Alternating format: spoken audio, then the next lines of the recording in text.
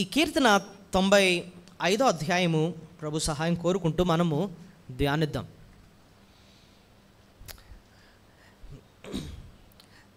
మన జీవితంలో దేవుడు అన్ని మేళ్ళు చేస్తున్నాడు అనుకుందాం. మనం కోరుకున్న ప్రతిదీ దేవుడు ఇస్తున్నాడు. మనకి జీవితం చాలా స్మూత్గా వెళ్ళిపోతుంది, ఎంతో సంతోషం, ఆశీర్వాదం, అంతా బాగుంది. అలాంటప్పుడు దేవుని స్తుతించడం చాలా సులభం. దేవుని చాలా ఉత్సాహంతో దేవుని మనం స్తుతిస్తూ ఉంటాం.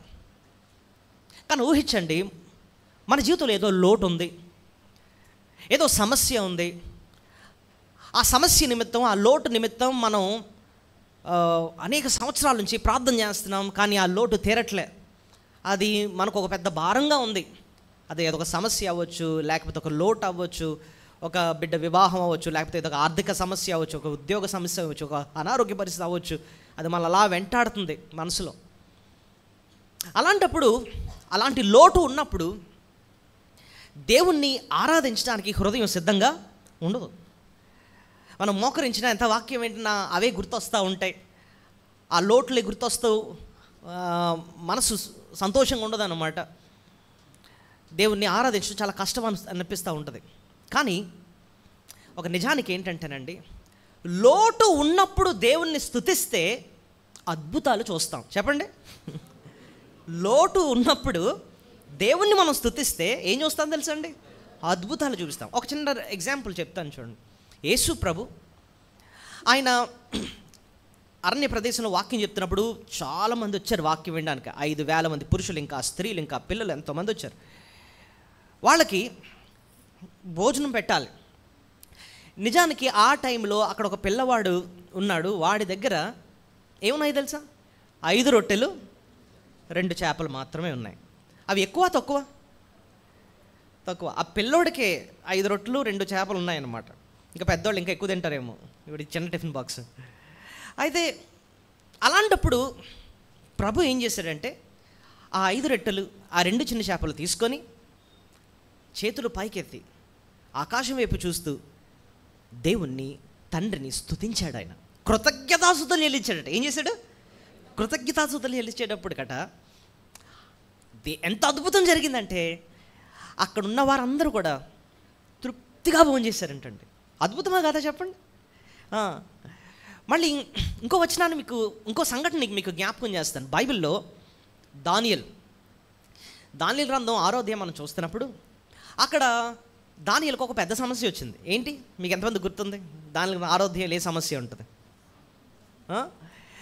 దానియేలుని సింహపు గుహలో వేసేయడానికి మొత్తం కుట్ర పన్నుతున్నారన్నమాట.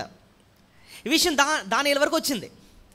దానియేలు ఎవరన్నా ప్రార్థన చేస్తే వాళ్ళని సింహ గుహలో వేసేస్తారట. ఇది సో దానియేలుకి తెలివైనడు, జ్ఞానవంతుడు, ఆయనకి క్లియర్గా తెలుసు ఇదంతటా రావడానికి కారణం ఏంటంటే దానియేలుని అటాక్ చేయడానికే, దానియేలుని చంపడానికే కుట్ర పన్నుతున్నారన్న సంగతి దానియేలుకి స్పష్టంగా తెలుసు. అలాంటప్పుడు దానియేలు భయపడాలి, బెంగపడాలి. కానీ దానియేలు గ్రంథం 6వ అధ్యాయంలో మీరు గమనిస్తే 10వ వచనం చూడండి, దేవునికి స్తుతులు చెల్లిస్తాడు. చూడండి, దానియేలు గ్రంథం 6వ అధ్యాయము ఎన్నో వచనం? 10వ వచనం చదవండి. దానియేలు తెలుసుకున్నప్పుడు ఇంటికి వెళ్ళి యథాప్రకారముగా అనుదినము ముమ్మారు మోకాళ్ళుని తన ఇంటి పైగది కిటికీ యెరూషలేము తట్టుకు తెరబడి ఉండగా తను దేవునికి ప్రార్థన చేయుచు ఆయనను స్తుతించుచూ వచ్చెను. నాకు ప్రార్థన చేయుచు అంటే అర్థమైంది, కానీ దాంతోపాటు ఏం చేస్తున్నాడు? ఈయన స్తుతిస్తున్నాడు దేవుణ్ణి. ఏ సమయంలో చెప్పండి? తన ప్రాణం మీదకి వచ్చిందండి. ప్రార్థన చేస్తే సింహగోళ వేసేస్తామని చెప్పి ఇలాంటి సాహసం కేవలం ఆయన్ని టార్గెట్ చేసుకుని వచ్చిందన్నమాట. అలాంటప్పుడు నిజానికి ప్రార్థన చేయి, ప్రభువా నాకు ఎంత కష్టం వచ్చింది, నా ప్రాణాన్ని కాపాడిన ఆయన అని చెప్పి ఇలా ప్రార్థన చేయాలని అర్థం ఉంది. కానీ అలాంటి సమస్య వచ్చినప్పుడు ఆయన ఏం చేశాడంట? దేవుణ్ణి స్తుతించాడంటండి.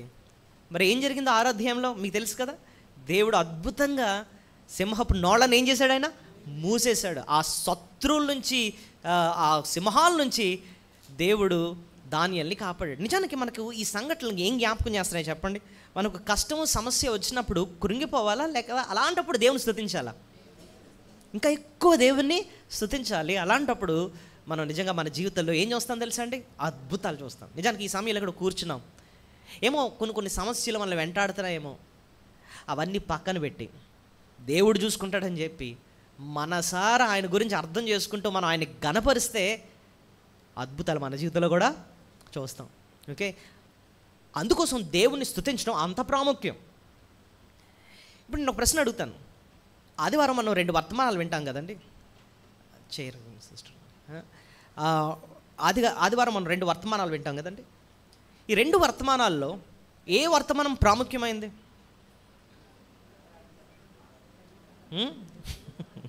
ఏ వర్తమానం ప్రాముఖ్యమైంది చెప్పండి? 2 ప్రాముఖ్యమే కదండి. 2 ప్రాముఖ్యం, ఎందుకంటే 2 దేవుని వాక్యం కాబట్టి 2 ప్రాముఖ్యమే. అయితే ఆ 2 వర్తమానాల్లోనండి మనం ఏం చేస్తున్నాము, 2 ఎందుకు వింటున్నాము అని అంటే, మొదటి వర్తమానంలో దేవుని గురించి అర్థం చేసుకుంటాం. అర్థమైంది మీకు? Who is God? పౌలు అంటాడు కదండి, ప్రభువా నీవెవరివి అంటున్నాడు. చూసారా, ఆయన రక్షింపడిన రోజున ప్రభువుని అడిగిన ప్రశ్న ఏంటి? నువ్వెవరివి. సో నువ్వెవరివి అన్న ప్రశ్నకు జవాబు ఇచ్చేదే మొదటి వర్తమానం. వాళ్ళు ఇంకో ప్రశ్న అడుగుతాడు దేవుని అదే టైంలో, నేనేం చేయాలి నాయన, నేనేం చేయాలి? అది 2వ వర్తమానంగా మనం చూస్తాం. మనం ఏం చేయాలి, మనం ఏ రీతిగా సరి చేసుకోవాలి, ఏ రీతిగా మనం సిద్ధపడాలి, ఏ రీతిగా వాక్యానుసారంగా మన జీవితాన్ని సరి చేసుకోవాలి, సరి చేసుకుంటూ బలలో పాలు పొందుతాం. సో 2 ప్రాముఖ్యమే.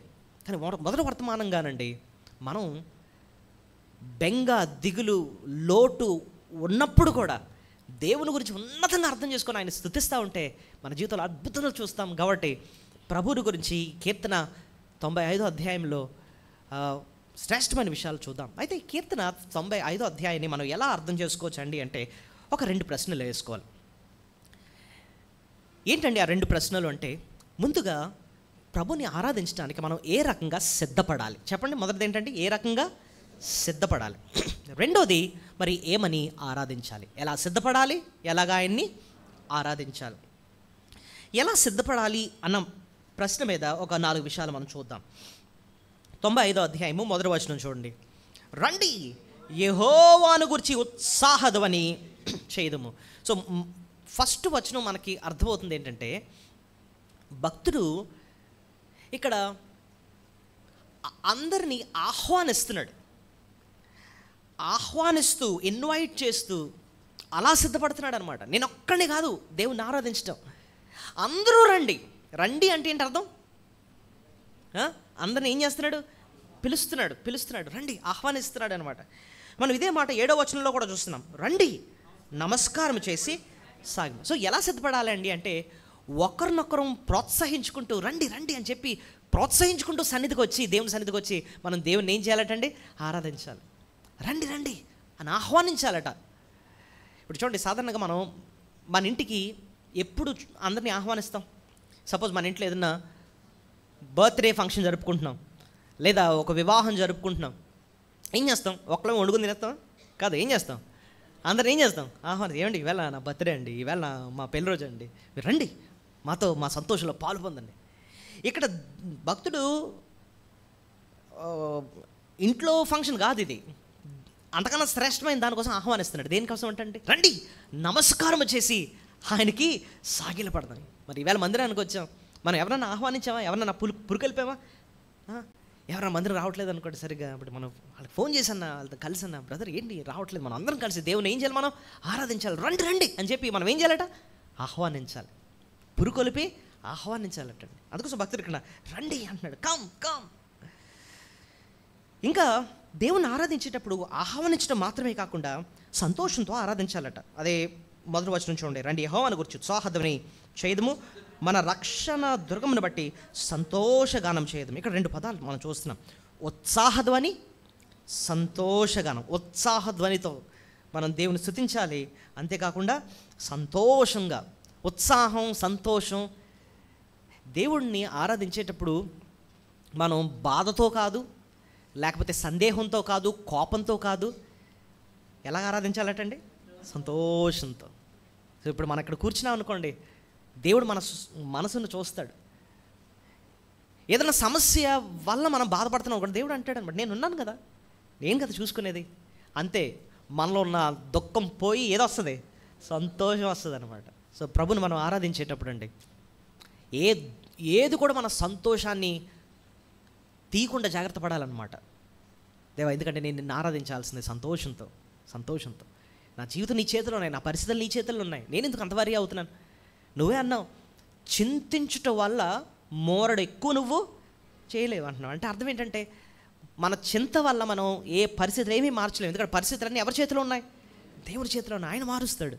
కాబట్టి ఆయనకు అప్పచెప్పేసుకొని చింత యావత్తంతా ఆయన పైన వేసి నిశ్చింతగా ఉండి ప్రభుని మనం సంతోషంగా ఏం చేయాలంటండి? ఆరాధించాలి. ఆయన మీ గురించి చింతించుచున్నాడు కనుక మీ చింత యావత్ ఎవరి మీద వేసేయాలి? ఆయన మీద వేసేయాలి. ఇప్పుడు మన నెత్తి మీద సూట్ కేసు పెట్టుకున్నామండి, బరువుగా ఉంది, మెడ నొప్పి వచ్చేస్తుంది, మొయ్యలేకపోతున్నాం, తీసుకెళ్ళి ఇంకోళ్ళ చేతికి అప్పచెప్పేసాం కూడా మనకి ఏమైపోతాం? తేలిక అయిపోతాం. అలాగే ప్రభు అదే అంటున్నాడు, ఆ భారాన్ని నాకిచ్చే నేనున్నాను కదా నీ గురించి ఆలోచించేది. కీర్తనల 68లో నా ఫేవరెట్ వచనం, అనుదినము ఆయన మన భారమును భరిస్తున్నాడు. అనుదినము కూడా అనంటండి, నిన్న మోసంలే చాలా ఎక్కువ, మళ్ళీ ఇవాళ ఎత్తున్నావు నాకు భారం అంటాం కాదు. అనుదినము కూడా ఆయన మన భారాన్ని ఆయన ఏం చేస్తున్నాడు? ఆయనకు అప్పచెప్పేస్తే ఉత్సాహంతో సంతోషంతో ప్రభుని మనం ఏం చేస్తాం? ఆరాధిస్తాం. సో రండి అని చెప్పి ఆహ్వానించాలటండి. అంతేకాకుండా ఉత్సాహంతో మనం దేవుణ్ణి ఆరాధించాలి. ఇంకోటి అంటున్నాడు ఇక్కడ, కృతజ్ఞతతో చేయాలటండి. 2వ వచనం చూడండి, ఒక మాట ఉంది ఇక్కడ, కృతజ్ఞతాస్తుతితో ఆయన సన్నిధికి వచ్చేది. కృతజ్ఞత చెల్లించాలట.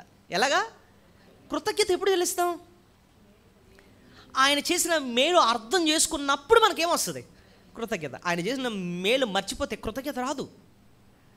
సో కీర్తనకారుడు 103వ అధ్యాయంలో కూడా ఆయన చేసిన మేలును ఏది మరువకము ఆయన ఉపకారంలో దేన్ని మర్చిపోవద్దు అంటున్నాడు. ఎందుకంటే జ్ఞాపకం ఉంచుకున్నప్పుడే మన హృదయంలో ఎంతో కృతజ్ఞత ఉంటుందన్నమాట. ఏంటి నేర్చుకున్నాం చెప్పండి? ఎలా సిద్ధపడాలి? ఇంతకీ ఆహ్వానించాలి. అందరినీ ఏం చేయాలట? ఆహ్వానించాలి. ఇంకా సంతోషంతో ఆయన స్తుతించాలంటండి. ఇంకా కృతజ్ఞతతో ఆయన స్తుతించాలంటండి. ఇంకా ఇంకో విషయం చెప్తాను, ఆయన సన్నిధికి రావాలట. ఎక్కడ రాస్తుంది? 2వ వచనం, కృతజ్ఞతాస్తుతులతో ఆయన సన్నిధికి ఎక్కడ రావాలంటండి? ఇంట్లో కూర్చోాలనుందా? కాదు. మనం ఆదివారం ప్రభు సన్నిధికి పరుగునొచ్చి ఆయన సన్నిధిని ఆయన బిడ్డలతో కలిసి మనం ఆయన స్తుతులు మనము చెల్లించాలండి. ఈ రీతిగా మనం సిద్ధపడాలి. రైట్. ఇందుకీ మనం రెండో ప్రశ్నకి వెళదాం. రెండో ప్రశ్న ఏంటంటే, మరి ఏమనండి మనం ప్రభుని ఆరాధించాలి? ఈ ప్రశ్నకు మనం కనీసం ఒక 7 విషయాలు తెలుసుకోబోతున్నాం. ఈ 7 మాటలు మన మనసును పెట్టుకొని మనం ప్రభుని ఏం చేయాలి? ఆరాధించాలి, స్తుతించాలి. ఈ 7 విషయాలు ఏంటండి? ఏమని మరి ప్రభుని ఆరాధించాలి మనం?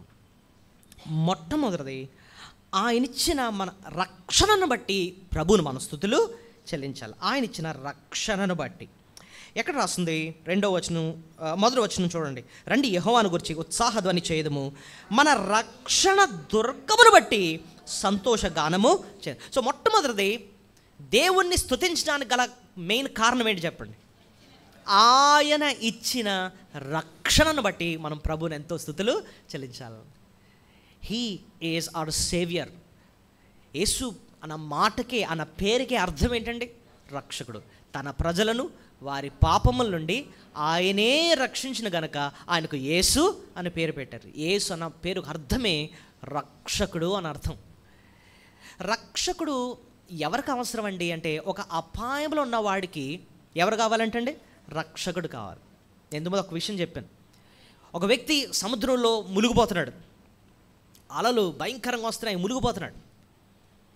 నువ్వు గట్టు మీద ఉన్నావు, గట్టు మీద ఉండి వాడిని తిడుతున్నావు సీరియస్గా.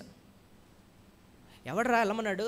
అక్కడ బోర్డు ఉంది కదా, ఎందుకు వెళ్ళావు నువ్వు అసలు అని చెప్పి తిడుతున్నావు. ఆ టైంలో వాడికి తిట్టులా అవసరం కాదే. అయితే నువ్వేం చేస్తున్నావు అంటే సలహాలు ఇస్తున్నావు. గట్టు మీద నుంచి ఏం చేస్తున్నావు?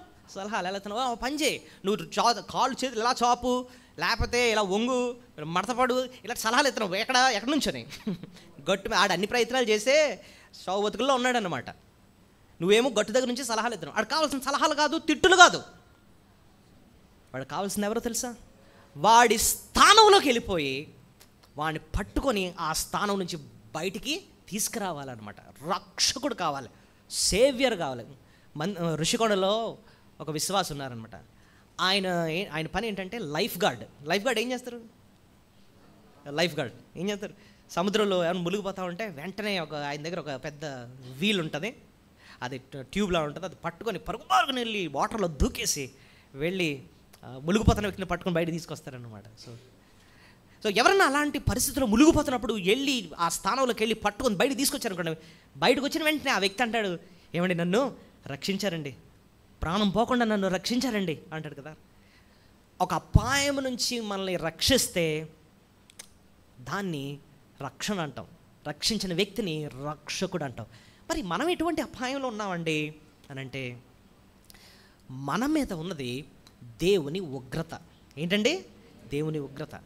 యేసు ప్రభు మనల్ని రక్షించింది మనం చేసిన పాపాన్ని బట్టి, మనకొచ్చిన శిక్ష నుంచి రక్షించడానికి యేసయ్య ఈ లోకానికి రక్షకుడిగా వచ్చాడు. యేసు ప్రభు ఈ లోకానికి వచ్చింది ఏదో అపాయాల నుంచి కాదు, లేకపోతే అనారోగ్య పరిస్థితుల నుంచి కాదు, ఆర్థిక ఇబ్బందుల నుంచి కాదు, ఆయన వచ్చింది రక్షించడానికి.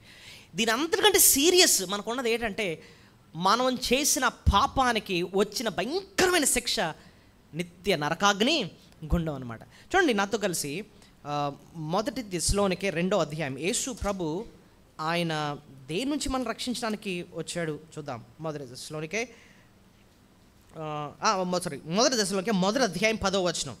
1 దెస్సలోనికే 1వ అధ్యాయం 10వ వచనం మధ్యలో ఉంటుందండి, సరిపోతుంది. దేవుని దాసులగుటకును దేవుని మృతుల్లో నుండి లేపిన యేసు అనగా రాబోవు ఉగ్రత నుంచి మనలను తప్పించుచున్న ఆయన కుమారుడైన యేసు. యేసు ప్రభు ఆయన దేని నుంచి రక్షించడానికి ఈ లోకానికి వచ్చాడు? రాబోవు ఉగ్రత. చెప్పండి అన్నమాట, రాబోవు ఉగ్రత. చూడండి, వాతావరణ కేంద్రం ఉంటారు. వాతావరణం కేంద్రం యొక్క మెయిన్ పని ఏంటండి? వాళ్ళు రాబోయే తుఫాను గురించి ముందుగానే హెచ్చరికిస్తారు. ఏం చెప్తారు? సముద్రంలోకి చేపలు పట్టడానికి వెళ్ళొద్దు, మీరు భయంకరమైన గాలులు వస్తున్నాయి, జాగ్రత్త పడండి అని చెప్పి ముందుగానే వాళ్ళు హెచ్చరికిస్తారు. బైబిల్ కూడా ఒక హెచ్చరికిస్తుంది, ఒక ఫోర్కాస్ట్ ఇస్తుంది. దేనికోసం తెలుసా? ఇదిగో రాబోయేది తుఫాను కాదు, ఏమొస్తుంది తెలుసా? దేవుని ఉగ్రత వస్తుంది. నోవాహు టైంలో నోవాహు 120 సంవత్సరాలు దేవుని ఉగ్రత వస్తుందని చెప్పి వాక్యం చెప్పాడు. ఇదిగో దేవుడు వర్షాన్ని కురిపిస్తున్నాడు, పైనుంచి నీళ్ళు వస్తాయి, కింద నుంచి నీళ్ళు వస్తాయి, మొత్తం ప్రపంచం అంతటిని ముంచబోతున్నాడు. ఇదిగో ఒక ఓడనైనా సిద్ధపరిచాడు. ఎవరైతే ఆ ఓడలోకి వెళ్ళిపోతారో రక్షింపబడతారు. ఓడ బయట నుంటే ఉగ్రతను తట్టుకోలేరు, మీరు లోపలికి వెళ్ళిపోండి అని చెప్పి ఎన్ని సంవత్సరాలు తెలుసా వాక్యం చెప్పాడు? 120 సంవత్సరాలు. కానీ ఆ టైంలో నోవాహు వాక్యాన్ని వినింది ఎవరండి? నోవాహు భార్య, ఆయన 3 కుమారులు, 3 కోడళ్ళు మాత్రమే ఆయన వాక్యం విన్నారు, అందులో ఓడలో ప్రవేశించారనమాట. మిగిలిన అందరూ బయట నుండి దేవుడు ఉగ్రతను భరించారనమాట. ఓడ లోపలేమో భద్రత, ఓడ బయటన ఉగ్రత. చెప్పండి అన్నమాట, ఓడ లోపలేమో భద్రత, ఓడ బయటనేమో ఉగ్రత. ఇక్కడ ఎన్ని ఓడలు ఉన్నాయి? ఒకే ఓడ. అదే సీన్ ఇప్పుడు ఇక్కడ మనం చూస్తున్నాం 1 దెస్సలోనికే 1:10. ఈసారి వర్షం కాదు, దేవుడు లోకానికి తీర్పు తీరుస్తున్నాడు. ఈ లోకానికి వచ్చేది ఏంటంటే అగ్ని కురిపించబోతున్నాడు అనమాట. లోకాన్ని దహించేస్తాడనమాట. లోకము దాని ఆశలు గతించిపోతాయి. చూడండి, పాపం పెట్టురేగిపోయింది. వాక్యం చెప్తున్నారని షూట్ చేసి చంపేస్తున్నారండి. ఏదో పాపం చేసినా ప్రోత్సహిస్తున్నారు, కానీ మంచిగా ఉండండి, ఇది దేవుని మార్గం చెప్పినందుకు షూట్ చేసి చంపేస్తున్నారు. అంత ఘోరంగా ఉంది లోకం. ఇంత భయంకరమైన లోకానికి దేవుడు తీర్పు తీరుస్తాడు అన్నమాట. అగ్ని వస్తుంది త్వరలో. అప్పుడు రొమ్ము కొట్టుకుంటారంట మనుషులు. అయ్య బాబోయ్, ప్రకటన గ్రంథం 6వ అధ్యాయంలో దేవుని ఉగ్రత వచ్చినప్పుడు పరిస్థితి ఎలా ఉంటుందో అర్థం అవడానికి ఒక వచనాన్ని మనం చూద్దాం. ప్రకటన గ్రంథం 6వ అధ్యాయము 15 నుంచి చదువుతున్నాను. భూరాజులను, గనులను, సహస్రాధిపతులను, ధనికులను, బలిష్ఠులను, ప్రతి దాసుడును, ప్రతి స్వతంత్రుడును, ఇప్పుడు చూడండి, కొండ గుహల్లోనూ బండ సందుల్లోనూ దాగుకొని సింహాసనాసీనుడైన వాని యొక్కయు గొర్రె పిల్ల యొక్కయు ఉగ్రత మహాదినము వచ్చెను, దానికి తాళజాలిన వాడెవడు? మీరు మా మీద పడి ఆయన సన్నిధికి గొర్రె పిల్ల యొక్క ఉగ్రతను మమ్మను మరుగు చేయడని పర్వతములతోనూ బండలతోనూ చెప్పుచున్నారు. చూడండి, భవిష్యత్తులో ఏం జరగబోతుందో ఇక్కడ రాయబడి ఉందన్నమాట. ప్రకటన గ్రంథంలో భవిష్యత్ జ్ఞానాన్ని దేవుడు తెలియజేశాడు ముందుగానే. అంటున్నాడు, దేవుని ఉగ్రత మహాదినం వచ్చినప్పుడు పరిస్థితి ఎలా ఉంటుందంటే తెలుసా? ప్రపంచంలో ఉన్న దేవుని ఎరగని పాపంలోనే ఉంటూ యేసుప్రభు నిరాకరించిన వారి గతి ఎలా ఉండదంటే, వాళ్ళట కొండల్లోనూ బండల్లోనూ దాక్కుంటారట. కొండల్లోనూ బండల్లోనూ దాక్కుంటారు. జాగ్రత్తగా ఆలోచించండి. ఇప్పుడు ఆ కొండలతోనూ బండలతోనూ మాట్లాడతారట. వాళ్ళు ఏమని మాట్లాడతారో తెలుసా? ఓ కొండల్లారా, ఓ బండల్లారా, మీరు మా మీద పడండి అంటున్నాడట. ఏమంటారట? మీరు మా మీద పడండి. ఎందుకంటే ఆ ఉగ్రతను మేము తట్టుకోలేం. ఇప్పుడు చూడండి, బండలు మన మీద పడితేనే మనం ఏమైపోతాం? పచ్చడైపోతాం, అంతేనా? బండ కొండ మన మీద పడితే పచ్చడైపోతాం. అదన్నా పర్లేదు, అదన్నా ఇంకా తక్కువే. ఆయన ఉగ్రతనైతే మేము తట్టుకుని అంత మహా ఉగ్రత వచ్చేసింది లోకానికి. అలా ఉండదు భవిష్యత్తులో. అంటున్నారు, గొర్రెపిల్ల యొక్క ఉగ్రత మహాదినము వచ్చును, దానికి తాళజాలిన వాడేవాడు. తాళజాలిన వాడు అంటే దాన్ని ఎవరు తట్టుకుంటారండి అంటారట. మీరు మా మీద పడి ఆయన సన్నిధికి నీ గొర్రెపిల్ల ఉగ్రతను మమ్మను మరుగు చేయడి అని పర్వతములతోనూ బండలతోనూ చెప్తారటండి. అయితే లోకానికి ఆ ఉగ్రత వస్తుంది. ఆ వర్షం వచ్చినప్పుడు, జలప్రలయం వచ్చినప్పుడు ఓడ లోపల ఉన్న వాళ్ళు రక్షింపబడ్డారు. కానీ ఈ ఉగ్రత నుంచి తప్పించడానికి ఒకే ఒక ఓడ ఎవరో తెలుసండి? యేసు ప్రభు. ప్రభువుని నమ్ముకొని, ప్రభువా మా పాపాలు క్షమించిన, ఆ ఉగ్రతను చెప్పించిన ఆయన అని చెప్పి ఎవరైతే ఆయన మీద విశ్వాసం ఉంచుతారో వారు రక్షింపబడతారు. యేసు బయట నుంటే ఉగ్రత, యేసయ్యను నమ్ముకుంటే భద్రత, రక్షణ. నువ్వు నేను యేసయ్యను నమ్ముకున్నాం. ఎందుకు నమ్ముకున్నామండి అంటే ఏదో కోరికలు తీర్చడం కోసం కాదు, లేకపోతే ఏదో ఆరోగ్యం కోసం, లాభం కోసం, ఇలాంటి వీటి కోసం కాదు, లోకానుసారమైన వాటి కోసం కాదు. ప్రభా, నా ఆత్మను ఈ నిత్య నరకాగ్నిగుండం నుంచి తప్పించిన ఆయన, నీ ఉగ్రత నుంచి నాకు తప్పించు. ఇప్పుడు చూడండి, ఇప్పటి వరకు మనం నేర్చుకుంది ఈ లోకం పైకి వచ్చిన ఉగ్రత కోసమే మాట్లాడుకున్నాం. ఇక్కడ చచ్చిన తర్వాత నెక్స్ట్ ఎక్కడికి వెళ్ళాలి? నరకానికి వెళ్తారనమాట. అక్కడ ఇంకా యుగ యుగాలు కాలాలన్నమాట. అంటే ఇప్పుడు చూడండి, పెనంలో నుంచి పొయ్యిలో పడ్డాడట. పెనమే ఎలా ఉంటుంది? చాలా ఏడుకుంటుంది. బాబాయ్ బాబాయ్ బాబాయ్ అనుకొని బయట పడి కింద రెడీగా ఏముంది? పొయ్యి. అలాగే ఉంటుంది. సో ఈ లోకంలోనూ శిక్ష, పోనీ చచ్చారు, అమ్మ తప్పించుకున్నాం కాదు, యుగ యుగాలు ఇంకా నరకంలోకి వెళ్ళిపోతారనమాట. ఇది ఉగ్రత అంటే. అయితే యేసయ్య ఈ లోకానికి వచ్చింది మనల్ని ఆ ఉగ్రత నుంచి తప్పించు, రక్షింపండి. మనం ఆ విలువ ఎరిగిన మనం ఏం చేయాలి తెలుసా అండి? ప్రభా, నా ఆత్మను నువ్వు నరకం నుంచి తప్పించావు, అందుబట్టి నీకు స్తోత్రాలు చెప్పి అడగాలండి. ఏమంటే ఇక్కడ కూడా మనం వేసుకోవాల్సిన ప్రశ్న ఏంటంటే, నిజంగా నేను రక్షింపబడ్డానా? ఆ రుచి ఎరిగినోళ్లే ధైర్యంగా ప్రభుని ఏం చేయగలరు? స్తుతులు చెల్లించగలరు. ఆ రక్షింపబడిన అనుభవం లేకపోతే ఇది విన్నట్టుంటుంది, కానీ అరే నేనైతే ఎప్పుడు రుచి చూడలేదండి అని చెప్పి నువ్వు ఆయన్ని స్తుతించవు. నువ్వు రుచి చూసావా? భక్తుడు అంటున్నాడు, రుచి చూచి ఎరిగితిని యెహోవా ఉత్తముడని. ఆ రక్షణ యొక్క రుచిని ఏంటో నువ్వు అనుభవించావు. అది ఎప్పుడు అనిపిస్తుంది తెలుసా? మనం అడగాలి, యేసయ్య నన్ను రక్షించు. శిలువ మీద యేసయ్య వేలాడుతున్నప్పుడు అటో దొంగ ఉన్నాడు, ఇటో దొంగ ఉన్నాడు. ఇద్దరు కూడా కోరికలు కోరారండి. ఫస్ట్ దొంగ ఏం కోరిక కోరాడు చెప్పగలరా? చాలా సింపుల్ కోరిక, నువ్వు దిగి నన్ను కూడా దీన్ని దింపే. ఎందుకు? ఇంకా కొన్ని దొంగతనాలు అవి ఉండిపోయి అవి కూడా చేసుకోవాలి, అంటే కాస్త రిలీఫ్ నాకు కావాలి. చాలామంది కూడా ప్రభుని అడిగేది ఏంటంటే, కాస్త ఈ లోకంలో కొంచెం ఈజీ లైఫ్, ఆయుష్, ఆరోగ్యము, లాభము, పరిస్థితులన్నీ కొంచెం బాగుండేటట్టు చూసుకో, ఇంతే అడుగుతారు. వీడు అలాగే అడిగాడు, తాత్కాలికమైన మేళ్ల కోసం అడిగాడు. కానీ యువతల పక్క దొంగ అడిగాడు, ప్రభువా నాకు ఈ శిక్ష న్యాయమే, నేను చేసిన పాపాన్ని బట్టి ఈ శిక్ష అనుభవిస్తున్నాను, కానీ నీ రాజ్యంలో వచ్చినప్పుడు నన్ను జ్ఞాపకం చేసుకో. నీ రాజ్యం ఉందని నాకు తెలుసు, మరణం అంతం కాదని నాకు అర్థమైంది. ఆ నిత్య రాజ్యంలో ప్రవేశించాలంటే నువ్వు ఒక్కడవే దిక్కు, నువ్వు ఒక్కడవే రక్షకుడు, ఆ ఉగ్రత నుంచి తప్పించి రక్షించే రక్షణ నన్ను ఒకసారి జ్ఞాపకము చేసుకో అని అడిగాడు. ప్రభు ఆత్మను రక్షించాడు, ఆయన ఆత్మను పరలోకంలో తీసుకెళ్ళాడు. రేపు ఉదయం మనం పరలోకంకి వెళ్తే రక్షింపబడిన ఆ దొంగను మనము చూస్తామన్నమాట కదండి. సో రక్షింపబడిన వారే ధైర్యంగా ప్రభువా నువ్వు నా రక్షకుడు, అందుబట్టి నీకు స్తోత్రాలే మన దేవుని మనస్థుతులు చెల్లిస్తాను. చూడండి, భక్తుడు ఈ కీర్తన 95లో ఒక లోటులో ఉన్నాడు అని అన్నాను కదా. అసలు బైబిల్లో ఇక్కడ ఆ లోటు అన్న కాన్సెప్ట్ మీకు ఎక్కడి నుంచి వచ్చిందండి అని అంటే, మీరు అలా కిందకి వెళితే చూడండి, మెరీబా మస్సా అన్న 2 పేర్లు కనపడతాయి. చూడండి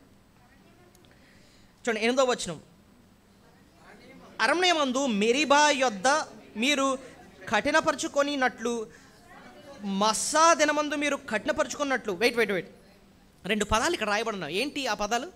మెరీబా, మస్సా. అసలు ఈ కాంటెక్స్ట్ ఏంటండి అని మీరు అడిగితే,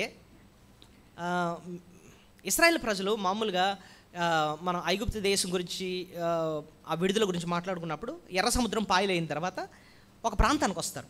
ఆ ప్రాంతం పేరు ఏదంటే మెరీబా మస్సా. మెరీబా అన్న మాటకి అర్థం ఏది అని అంటే పోరాటం లేదా యుద్ధం. అంటే దేవునితోనే వాళ్ళు ఏం చేశారు? యుద్ధం చేశారట. మాకు ఇవి లేవు, మాకు నీరు లేదు, మాకు అది లేదు, ఇది లేదని చెప్పి దేవునితోనే యుద్ధం చేస్తున్నారు, పోరాటం. లోటు ఉంది నిజంగానే, వాళ్ళకి నీళ్ళు లేవు, పోరాడుతున్నారు అన్నమాట దేవునితో. మస్సా అంటే అర్థం ఏంటంటే పరీక్షించడం. ఏంటంటే దేవుణ్ణి పరీక్షించడం అంటే అర్థం ఏంటంటే, నువ్వు నా సహాయం చేస్తే అప్పుడు నేను నీ మందిరంకి వస్తాను, నువ్వు ఇలా చేస్తే అప్పుడు నేను నిన్ను నమ్ముకుంటానని చెప్పి దేవుణ్ణి ఏం చేయడం అంటే పరీక్షించడం. లోటు ఉన్నప్పుడు అలా మీరు చెయ్యొద్దు అంటున్నాడు ఇక్కడ ఈ కీర్తనకారుడు. మన జీవితంలో కూడా ఒక్కొక్కసారి మెరీబా అన్న పరిస్థితులు వస్తూ ఉంటాయి, మస్సా పరిస్థితులు వస్తూ ఉంటాయి. అలాంటప్పుడు ఆ లోటును బట్టి దేవుడు దూరం అయిపోవడం కాదు, అలాంటప్పుడే దేవుని ఇంకా స్తుతించు, అప్పుడు అద్భుతాలు చూస్తావు అని నేర్పించడానికి ఈ కీర్తన మనం చూస్తున్నాం అన్నమాట. అలా స్తుతించాలంటే మనం మొట్టమొదటి జ్ఞాపకం చేసుకోవాల్సింది ఆయన ఇచ్చిన గొప్ప రక్షణ. అంత గొప్ప రక్షణ ఇచ్చిన దేవుడు నాకు లోటు వచ్చినప్పుడు ఆ లోటు ఖచ్చితంగా ఆయన తీరుస్తాడు. ఇది చాలా చిన్నవే, అంత గొప్ప రక్షణ ఇచ్చినవాడు ఈ చిన్న లోటులు తీర్చడా, అది దాని అర్థం అనమాట. సో మొట్టమొదటిగా మనం దేవుని స్తుతించాల్సింది, ఆయన ఇచ్చిన గొప్ప రక్షణ బట్టి మనం ఆయన మనసారా స్తుతించాలి. రెండో పాఠం చూద్దాం. ఇంకెందుకండి మనం ఆయన్ని స్తుతించాలి అని అంటే, ఆయన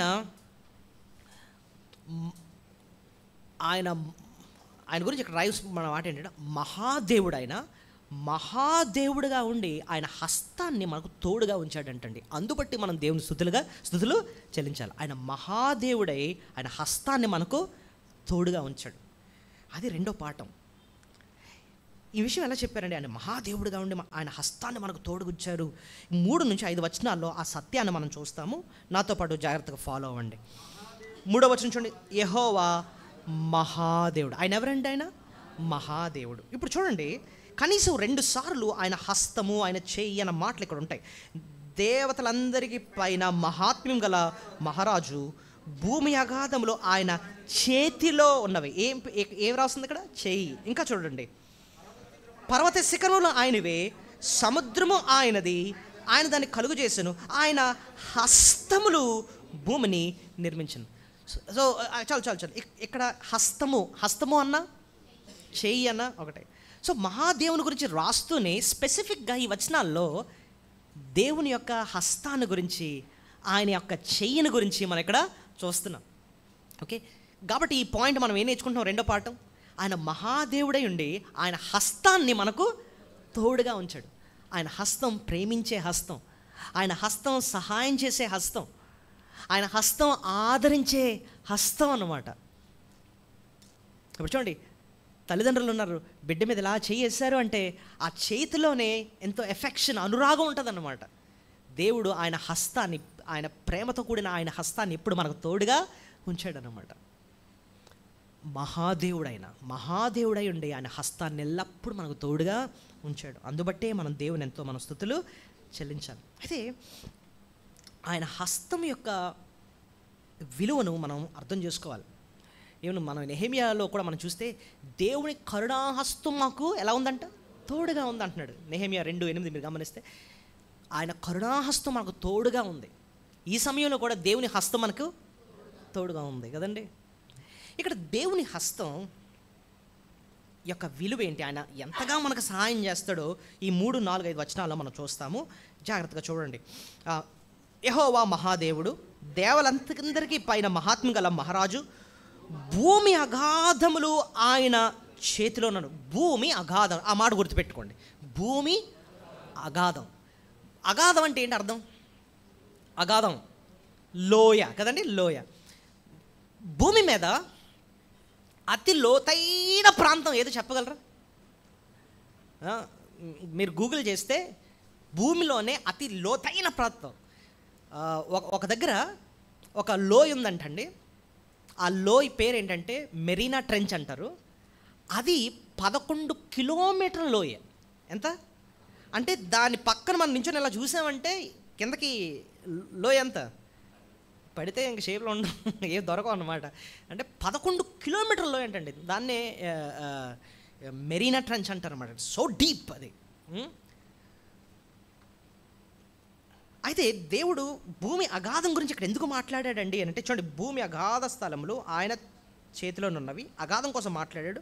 ఇంకోటి అంటున్నాడు పర్వత శిఖరము ఆయనవే. ఆ నెక్స్ట్ లైన్లో ఇంకోటి మాట్లాడుతున్నాడు. ఏంటి? పర్వత శిఖరం. ఇప్పుడు మీరు చెప్పొచ్చు అగాధం అంటే మెరీనా ట్రెంచ్ అండి అని అంటున్నాము. మరి భూమి మీదే అతి ఎత్తైన పర్వతం ఏది? Mount Everest. దాని హైట్ ఎంత తెలుసా? 12 కిలోమీటర్స్ అంటండి. సీ లెవెల్ని చూస్తే ఎంతట? 12 కిలోమీటర్లు. ఏరోప్లేన్స్ సాధారణంగా ఎంత హైట్లో వెళ్తాయంటే యావరేజ్ 11 కిలోమీటర్స్ హైట్లో వెళ్తాయట. అంటే ఏరోప్లేన్స్ కంటే హైట్లో ఉంది ఏది? Mount Everest. అంత పెద్దది.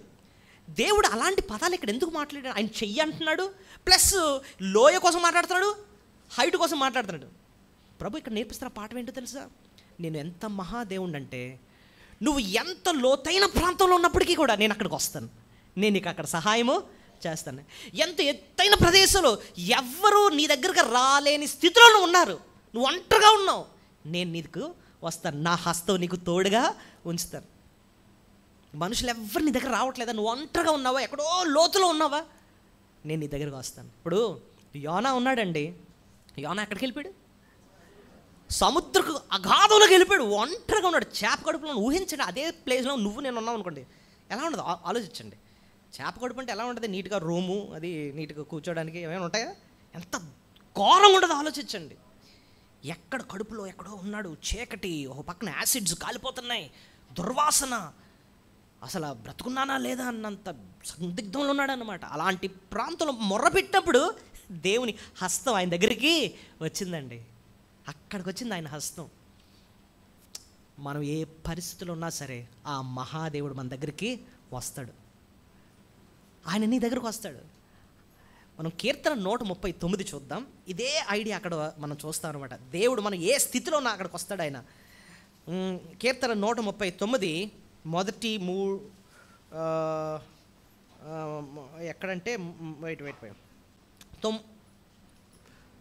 7వ వచనం చదువుదాం. నీ ఆత్మ యొద్ద నుండి నేను ఎక్కడికి పోవదును, నీ సన్నిధి నుండి నేను ఎక్కడికి పారిపోవదును. నేను ఆకాశమునకెక్కినను నీవు అక్కడ ఉన్నావు, నేను పాతాళమందు పడుకొనినను నీవు అక్కడ ఉన్నావు. నేను వేకున రెక్కలు కట్టుకుని సముద్ర దిగంతంలో నివసించినను అక్కడ నీ చెయ్యి నన్ను నడిపించను, నీ కుడి చెయ్యి నన్ను పట్టుకొనను. అంధకారము నన్ను మరుగు చేయును, నాకు కలుగు వెలుగు రాత్రి వలె ఉండునని నేను అనుకున్న ఎడల చీకటి అయినను నీకు చీకటి కాకపోవును, రాత్రి పగటి వలె నీకు వెలుగుగా ఉండును, చీకటియు వెలుగు నీకు ఏకరీతిగా. చూడండి, ఇక్కడ మీరు గమనించారా? నేను ఆకాశమునకు ఎక్కినను నీవు అక్కడున్నావు, నేను పాత్రలను పండుకున్నా నీవు అక్కడున్నావు, వేకున రెక్కలు కట్టుకుని సముద్ర దిగంతములు నివసిస్తున్న అక్కడ నీ చెయ్యి నన్ను నడిపిస్తుంది, నీ కుడి చెయ్యి నన్ను పట్టుకుంది. ఇదే ఐడియా మనం ఇక్కడ కూడా చూస్తున్నాం. కీర్తన 91. నేను ఎంత మహాదేవుడిని అంటే నువ్వు ఏంటి భూమి అగాధంలో ఉన్నా నేను అక్కడికి వస్తాను, పర్వత శిఖరం పైన నువ్వు ఉన్నా కూడా నేను అక్కడికి వస్తాను, నా చెయ్యి నీకు తోడుగా ఉంచుతాను అంటున్నాడు అనమాట. దేవుడు మనం స్తుతించేటప్పుడు ప్రభువా ఎంత మహాదేవుడు నువ్వు నాకు ఉన్నావు. మనం ఒక్కొక్కసారి మనుషుల్ని బట్టి కంగారు అయిపోతూ ఉంటాం. అమ్మో వాళ్ళు వదిలేస్తే నేను ఒంటరి అయిపోతాను, వీళ్ళు వదిలేస్తే నన్ను ఒంటరి అయిపోతాను. వాళ్ళు ఎలాగో వదిలేస్తారు, మనుషులు ఎలాగో వదిలేస్తారు. నీకంటే మంచి వాళ్ళు దొరికితే నిన్ను వదిలేస్తారు. వాళ్ళ ప్రేమలు స్థిరమైనవి కావు. కానీ ఈ మహాదేవుని హస్తం మాత్రం ఎల్లప్పుడు నీకు ఎలా ఉంటుంది? తోడు. అదొక్కడు గుర్తుపెట్టుకుంటే నువ్వు దేవుణ్ణి మనసారా ఏం చేస్తావు? స్తుతులు చేస్తావు. భక్తుడు ఒక లోటు ఆయన జీవితంలో ఉన్నప్పుడు ఇలాంటి మాట పలుకుతున్నాడు, ప్రభువా లోటు ఉంటే ఉండింది, మహాదేవుడు నువ్వు నాకుండగా నాకు ఇంకేం లోటు ఉన్నట్టు. కీర్తన 73లో ఏమంటాడు చెప్పండి? నీవు నాకుండగా లోకములో ఏది నాకు అంటే అర్థం ఏంటంటే నువ్వు ఉంటే నాకు అన్నీ ఉన్నట్టే. యెహోవా నా కాపరి, నాకు ఇంక లేమి కలుగుతుంది. నువ్వు మహాదేవుడు, నువ్వే నాకున్నావు, నీ హస్తం నాకు తోడుకుంది, నాకు ఇంకేం కావాలి నాయన, నాకు ఇంకేం కావాలి? నేను ఎలాంటి స్థితిలో ఉన్నా నువ్వు వస్తావు, నీ హస్తం నాకు తోడుగానే ఉంటుంది. ఆ రీతిగా మనం ప్రభువుని మనం మనసారా స్తుతులు చెల్లించాలి. ఆయన మహాదేవుడు అండి, మహాదేవుడు.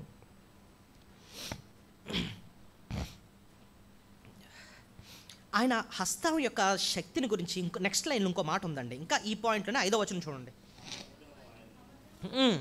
సముద్రం ఆయనది, ఆయన దాన్ని కలుగు చేశాను, ఆయన హస్తములు భూమిని నిర్మించను. అంటే ఆ మహాదేవుడు అని ఎందుకన్నాడో దాని వివరణ ఎక్కడ కూడా ఉంటుంది చూడండి. సముద్రము ఆయనది, ఆయన దాన్ని కలుగు చేశాను. ఓకే, ఆయన హస్తములు భూమిని ఈ మాటకు అర్థం ఏంటంటే మనల్ని ఆదికాండాన్ని తీసుకెళ్ళిపోతాడు. ఆయన ఎంత మహాదేవుడో అర్థం చేయించడానికి. ఆదికాండంలో దేవుడు భూమిని తయారు చేసినప్పుడు స్టార్టింగ్లో భూమి అంతా శూన్యంగా ఉంది కాదు, భూమి నిండా కూడా ఆరిన నేల లేదు, కేవలం నీరు మాత్రమే. అంతా ఒక మాటలో చెప్పాలంటే ఒక వాటర్ బాల్లా ఉంది భూమి, అంతేనా? పైన నీరు, కింద నీరు, మొత్తం అంతా నీరే. మరి ఇప్పుడు మనిషి బ్రతకాలంటే ఆరిన నేల అవసరం. కాబట్టి దేవుడు ఏం చేశాడు? ఈ నీళ్ళంతటిని కూడా సపరేట్ చేసి ఆరిన నేలను ఏర్పాటు చేశాడు, నువ్వు నేను దాని మీద నివసించడానికి. ఇప్పుడు మామూలుగా కొంచెం సైన్స్ తెలిసిన వాళ్ళు భూమికి నీరు శాతం ఎంత అండి? 78% మొత్తం అంతా వాటరే, 21% ఎంతో భూమి అన్నమాట. ఇప్పుడు అంత నీరు మళ్ళీ భూమి మీదకి ఎందుకు రావట్లే? ఆ నీరు భూమి మీదకి ఎందుకు రావట్లే? దేవుడు సరిహద్దును పెట్టాడు. ఆయన హస్తాన్ని అలా పెట్టి ఇక్కడ నా బిడ్డలు నివసిస్తున్నారు, నీరు నువ్వు భూమి మీదకి రావద్దని చెప్పి నీటికి దేవుడు ఏం చేశాడు? ఆజ్ఞించాడు. అందుకోసం ఆయన మహా దేవుడు అన్నమాట. ఈవేళ మనం ప్రశాంతంగా ఇక్కడ కూర్చొని వాక్యం వింటున్నాం, బీచ్ ఇక్కడ రావట్లేదు ఎందుకురా అంటే దేవుడు అక్కడ నీటిని ఏం చేశాడు? ఆపాడు. అదండి ఆయన మహాదేవుడు. అది ఇక్కడ మనకు అర్థమవుతుంది. ఇర్మియా 5:22 చూడండి, ఇదే పాయింట్ మనం అక్కడ కూడా చూస్తాం. ఇర్మియా గ్రంథం 5వ అధ్యాయము 22వ వచనం.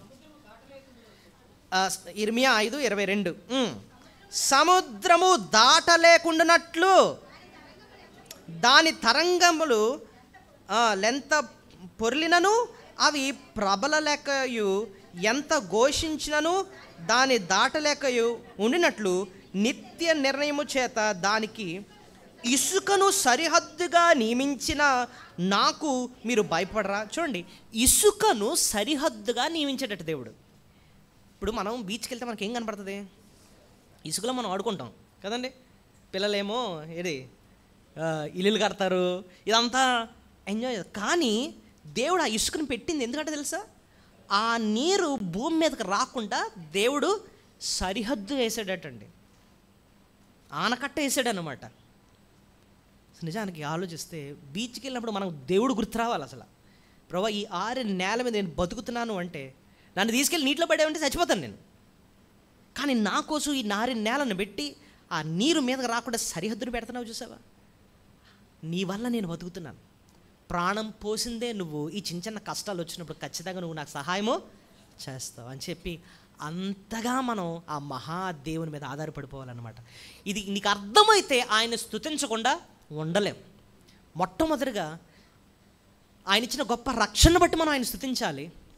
రెండోదిగా ఆయన మహాదేవుడిగా ఉండి ఆయన హస్తాన్ని మనకు తోడుగా ఉంచినందుకే దేవుని నన్ను మనసారా స్తుతించాలి. ఆయన హస్తం మామూలు హస్తం కాదు.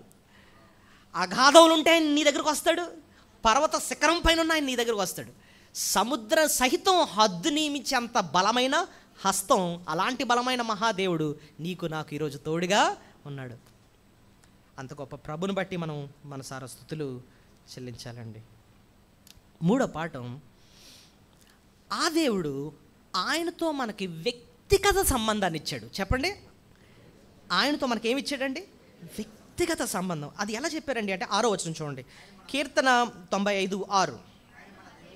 ఆయన మన దేవుడు, మనము ఆయన పాలించు ప్రజలము, ఆయన మేపు గొర్రెలం. చూడండి, ఇక్కడ నొక్కి చదివిన పదాలు ఏంటో తెలుసా? ఆయన మన దేవుడు, మనము ఆయన పాలించు. మనము, మేము, ఆయన, ఈ పదాలు ఏమి నేర్పిస్తున్నాయి చెప్పండి? ఆయనకి మనకి ఏముంది?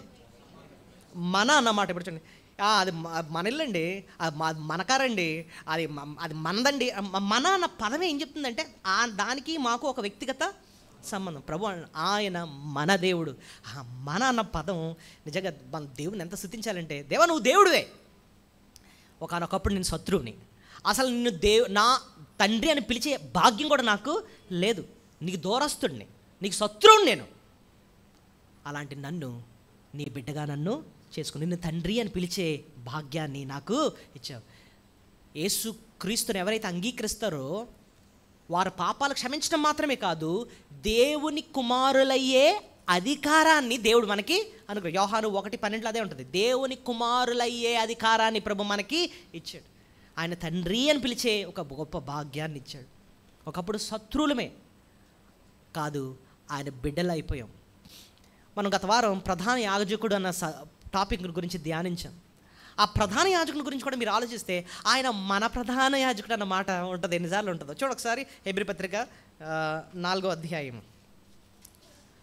హెబ్రీ పత్రిక 4వ అధ్యాయము 14వ వచనం, 14-15. ఆకాశ మండలం గుండా వెళ్ళిన దేవుని కుమారుడైన యేసు అను గొప్ప ప్రధాన యాజకుడు మనకున్నాడు కనుక మనము ఒప్పుకున్న దాన్ని గట్టిగా చేపట్టుతో, మన ప్రధాన యాజకుడు మన బలహీనతలందు మనతో సహానుభావం లేనివాడు కాడు, కానీ సమస్త విషయంలోనూ మనవలే శోధింపబడును, ఆయన పాపము లేనివాడుగా ఉండెను. కనుక మనము కనికరింపబడి సమయోచితమైన సహాయం కొరకు కృప పొందినట్లు ధైర్యంతో కృపాసనద్దముకు చేయదు. 15-14 వచనంలో ఎన్నిసార్లు అంటాడు మన మన మన మన మన అంటే దేవునికి మనకి ఏముందంటే ఒక అన్యోన్యమైన సంబంధం. బైబిల్లో ప్రభు అనేక పోలికలు చూపించాడు ఆ సంబంధాన్ని మనకు అర్థం చేయించండి. ఆయన కాపరి అయితే మనం ఆయనకేంటి? గొర్రెలం. ఆయన ద్రాక్ష వలి అయితే మనం ఆయనకి తీగలం. ఆయన యజమాని అయితే మనం ఆయనకి దాసులం. ఆయన వరుడైతే మనం ఆయనకేంటి?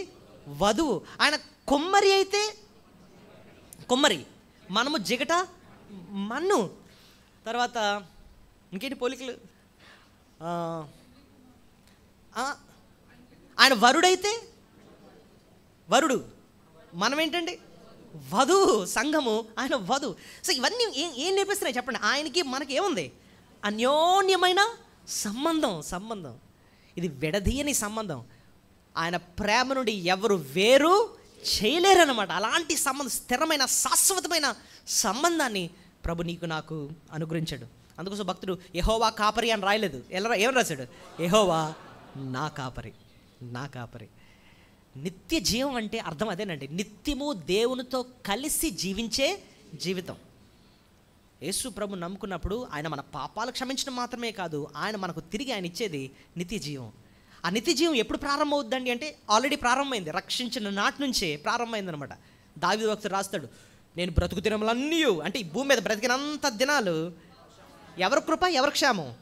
దేవుని కృప, ఆయన క్షేమం నా వెంట వస్తాయి. మరి మరణిస్తే చిరకాలము నేను యెహోవా మందిరములో నివాసం చేస్తాను. అంటే అర్థం ఏంటంటే, నేను బ్రతికున్నప్పుడు ఆయన నాకు తోడుగున్నాడు, మరణిస్తే నేను ఆయనతో ఉంటాను, అంతేగాని ఎవరు ఆయన నుండి నన్ను వేరు చేయలేదు. అదే నిత్యజీవం, అదే నిత్యజీవం. సో ఆయనతో ఇచ్చిన వ్యక్తిగత సహవాసాన్ని బట్టే మనం దేవుని మనసారా స్తుతులు చెల్లించాలి. సో ఇప్పటికి 3 విషయాలు నేర్చుకున్నాం. మొదటిది, ఆయన మన రక్షకుడు కాబట్టి ఆయన స్తుతించాలి. రెండోది, ఆయన మహాదేవుడై ఉండి ఆయన హస్తాన్ని మనకు తోడు ఉంచాడు కాబట్టి స్తుతించాలి. ఆయనతో వ్యక్తిగత సంబంధాన్ని ఇచ్చినందుకు మనం స్తుతించాలి. నాలుగోది చాలా ముఖ్యమైనది, ఆయన మన రాజు అండి. ఎక్కడ రాస్తుందండి? మళ్ళీ కీర్తన 95కి వెళ్ళిపోదాం. మా రాజు అన్న మాట ఉంటుందండి, పాలించు ప్రజలం, 6వ వచనం, రైట్. ఆయన మన దేవుడు, మనము ఆయన పాలించు ప్రజలము. ఆయన పాలించు ప్రజలం, ఆ మాట మనం చూద్దాం. పాలించు ప్రజలం, పాలించు ప్రజలం అంటే ఎవరు పాలిస్తారు? ఆయన రాజు, మనమేమో ఆయన ప్రజలం. ఇక్కడ కూడా పోలిక, అంటే సంబంధం గురించి మనం చూస్తాం. ఆయన రాజు అయితే మనం ఆయన యొక్క ప్రజలం. ఏమండి, ఈ రాజు అన్న మాట గురించి మనం చాలా నేర్చుకోవచ్చండి. కానీ ఒక థాట్ మీకు జ్ఞాపకం చేస్తాను, ఒక కొత్త విషయము. సాధారణంగా రాజు ఒక దేశానికి ఏంటేం చేస్తాడు చెప్పండి?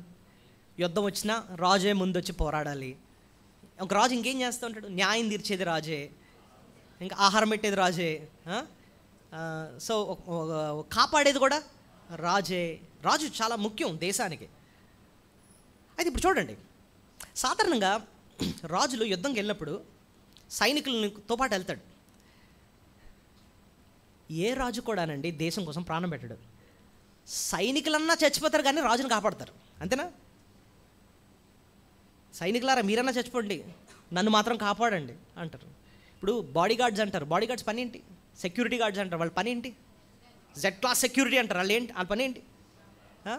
వాళ్ళన్న ప్రాణాలు తెగించేసి రాజుని ఏం చేయాలి? కాపాడాలి. సో ఏ రాజు కూడా దేశం కోసం ప్రాణం పెట్టడు. సైనికులారా మీరన్నా చచ్చిపోండి, నన్ను వెతికించేయండి రా బాబు అంటాడు. కానీ మన రాజు ఆయన ప్రజల కొరకు ఏం చేశాడు? ప్రాణం పెట్టాడండి. ఏ రాజు చెయ్యంది మన రాజు చేశాడు. ఏంటంటే మన కోసం ప్రాణం పెట్టాడు. ఆయన is the only king who died for his people. ఎందుకని ప్రాణం పెట్టాడంటే ఆయనది నీతిగల రాజ్యం, మనమేమో పాపులం. ఇలాంటి పాపులు ఆయన నీతి రాజ్యంలో అడుగుపెట్టే అర్హత మనకి లేదా? ఆ పాపం పోవాలి అంటే పాపంకి వచ్చే జీతం ఏంటి? మరణం. ఆ మరణ శిక్ష ఆయన తీసుకొని మనల్ని ఆ శిక్ష నుంచి తప్పించి జీవాన్ని పోసి ఆయన రాజ్యంలో మనల్ని చేర్చుకున్నాడు. ఇంత గొప్ప కార్యం చేసింది మన రాజు. దేవా, నా కోసం ప్రాణం పెట్టిన రాజుగా నాకున్నావు, అందుబట్టి నీకు స్తోత్రాలని చెప్పి మనం ఆయన మన స్తుతులు చెల్లించాలి. ఆ రాజు నాకున్నాడు అన్నప్పుడు మనం చాలా నిశ్చింతగా ఉండొచ్చండి.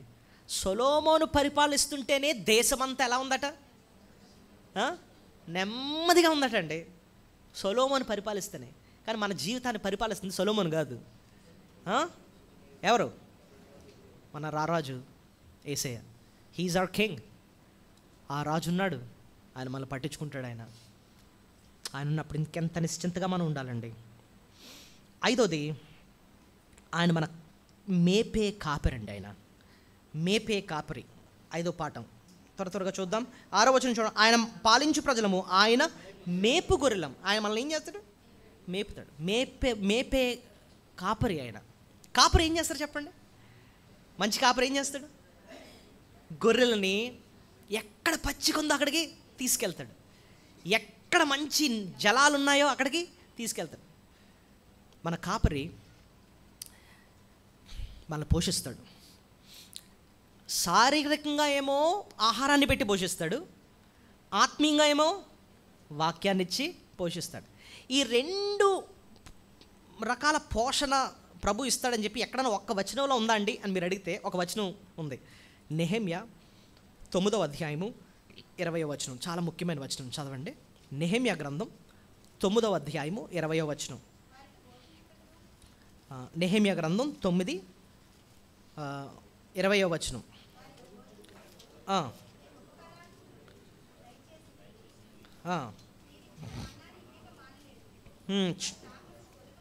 చూడండి, ఇక్కడ 2 రకాల పోషణల గురించి మాట్లాడుతున్నాయి. చూడండి, వారికి బోధించుటకు నీ ఉపకారాత్మను దయచేసేవి.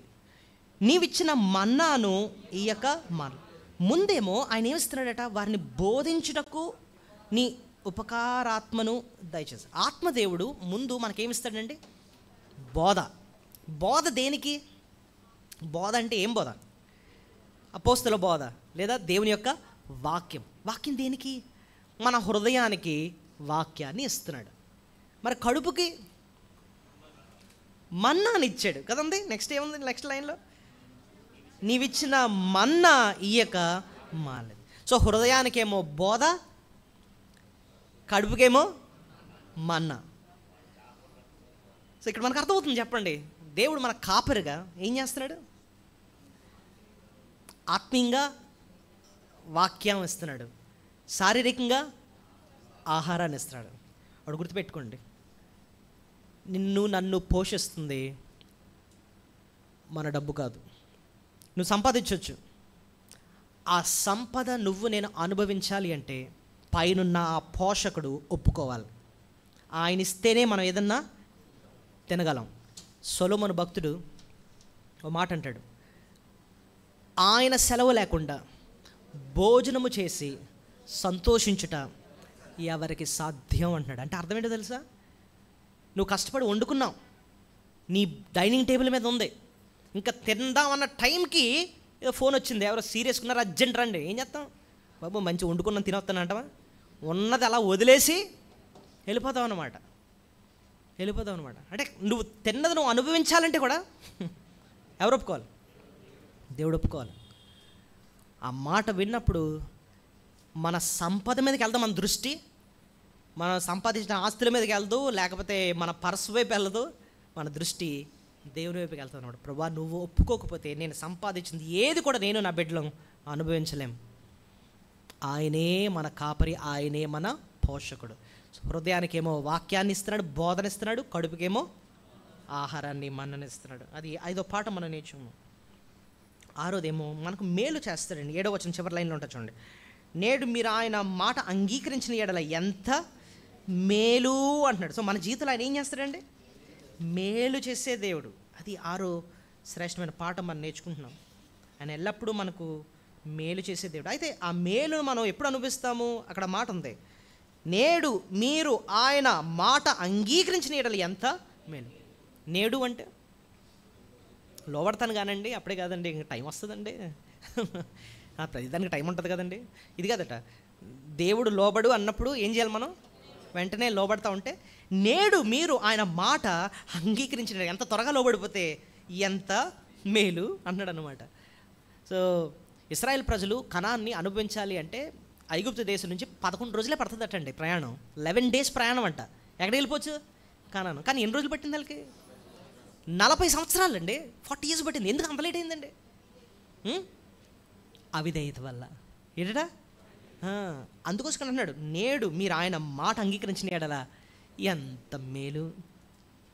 సో మేలు చేసే దేవుడు ఎప్పుడు? ఆయనకు లోబడిన వారికి, నేడే లోబడే వారికి అనమాట. సో ఆఖరికి ఇంకొక విషయం చెప్పి ముగిస్తాను. ఏంటంటే నేర్చుకున్నాం చెప్పండి, ఆయన ఏం మేలు చేస్తాడు? 6 విషయాలు ఇప్పుడు నేర్చుకున్నాం. ఒక ఫాస్ట్గా చెప్పండి. ఆయన మన రక్షకుడు కాబట్టి మనం ఆయన స్తుతించాలి.